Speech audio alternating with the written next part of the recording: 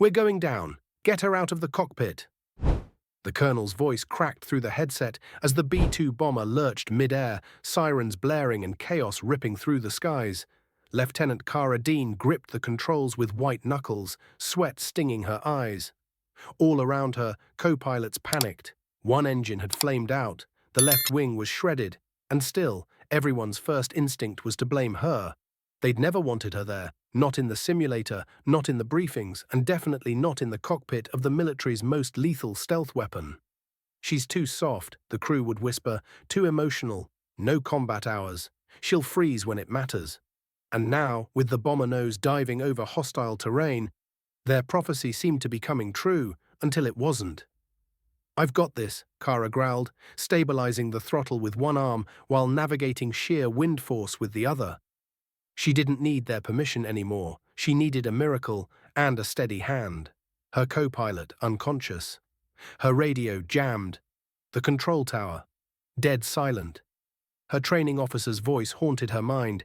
In war, everyone's equal. Until it's time to prove it. Flashback, her backstory crashes in like turbulence. Cara, age 9, sitting on her father's lap as he taught her to fly a Cessna.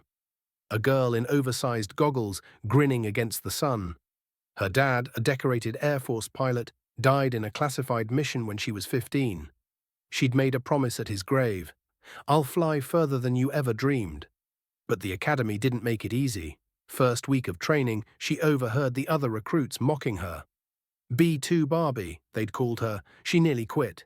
But she stayed. She trained longer, studied harder, flew better. Still, she remained invisible, until now. Back to present. Altitude falling fast. Ground approaching like a threat. One wing flapping uselessly in the wind. Cara didn't flinch. "Manual override engaged," she whispered to herself, flipping the switch like second nature. The B-2 jerked upward slightly, barely holding. But it was enough. She began a wide, spiraling descent, using thermal drafts to counterbalance the missing wing. Her hands moved like a pianist under pressure, precise, confident.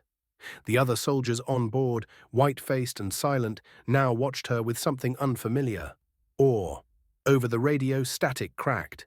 And then came the voice of the base commander. "Who's flying that bird?" A beat of silence. Cara clicked her mic. "Lieutenant Dean, solo." Another pause, then the commander whispered, "Dear God." The runway loomed into view, short, not built for a bomber, surrounded by hostile terrain. Any mistake, and the craft would cartwheel into fire. Cara didn't blink. She leaned forward. "Easy, girl," she muttered to B-2. The plane groaned, battered, bleeding, but still responding.